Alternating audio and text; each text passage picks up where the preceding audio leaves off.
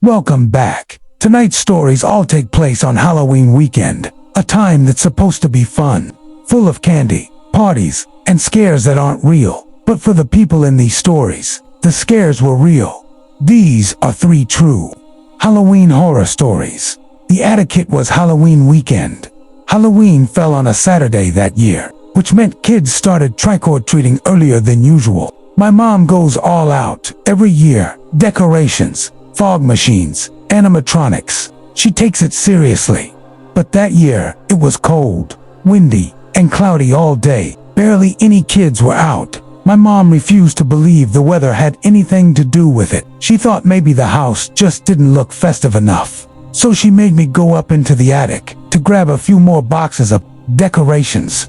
Our attic door is one of those pull-down ladder types in the upstairs hallway right above my bedroom. Climbed up and started dragging one of the orange storage bins toward the ladder when I heard something on the far side of the attic. A faint crack, like a wooden beam shifting under pressure. It wasn't totally unusual. It's an old house, and attics make noises. I brushed it off and climbed back down. We put up the rest of the decorations, but not many kids came by. Then it started raining. That was the end of trick-or-treating for the night. Later that evening, I was in my room gaming when I heard that same noise again from directly above me. Another sharp crack. It stood out because that's twice in one day. Still, I ignored it. It got late. My parents went to bed, and I was still up, sitting at my desk when I heard something again.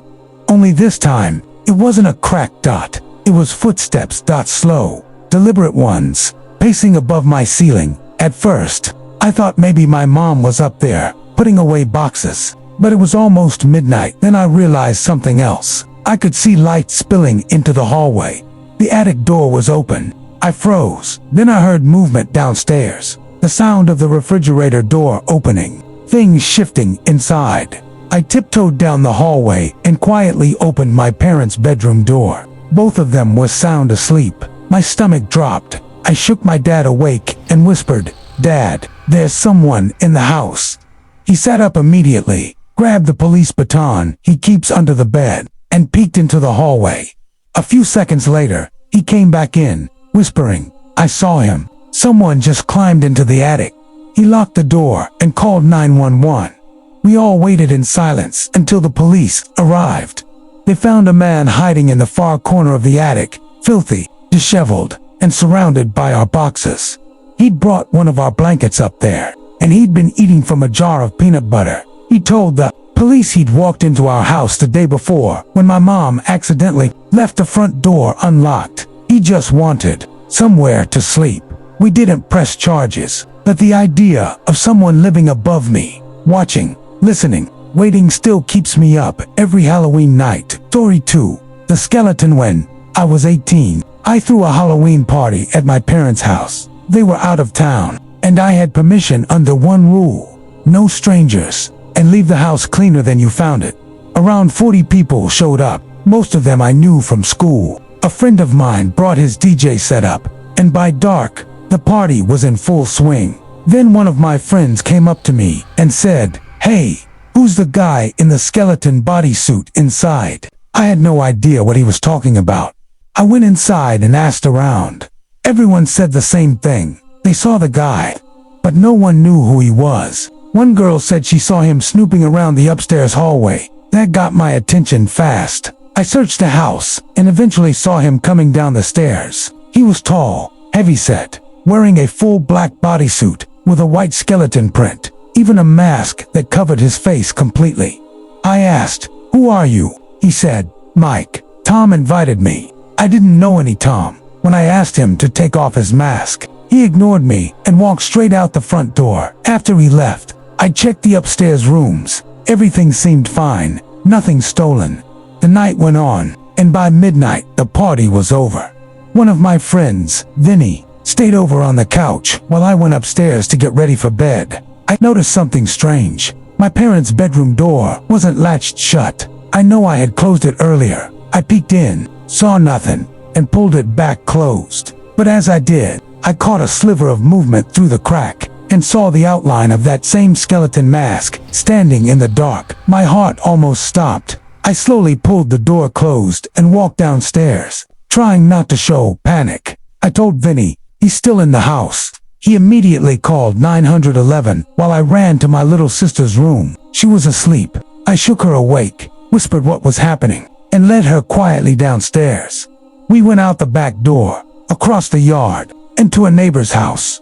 By the time the police arrived, the man was gone. They found my parents' bedroom window wide open, and my dad's closet door was open too, where he keeps his safe. It looked like whoever it was tried prying it loose. He had snuck back into the house during the party, maybe even while I was standing outside. And the scariest part is, he had to have known where that safe was. We never found out who he was. I never threw another party again. Story 3. The Clown. This one happened when I was 15, my last year at Friends, and I had a whole weekend planned. Movie night, then trick-or-treating, then my girlfriend Amber sleeping over the next night. Our basement had just been remodeled into a hangout room. Dim lighting, long hallway, big TV. Perfect for horror movies. That first night, it was me, Davis, and Zach. We were watching Paranormal Activity when the backyard motion light suddenly turned on, flooding the room with white light. It happened again a minute later. Then again. We finally went upstairs to check but didn't see anyone outside. Probably just raccoons. We thought the next night, Halloween, I was out trick-or-treating with Amber when she suddenly yelled out in pain. She said someone had thrown a rock at her. We turned around and saw a man standing about 15 feet away wearing a clown mask. This was during that whole clown epidemic time when creepy clowns were popping up all over social media. But this guy wasn't wearing a costume, just a mask. The rest of his clothes were normal. We told him to get lost, but he just stood there. We left early after that and went back to my house.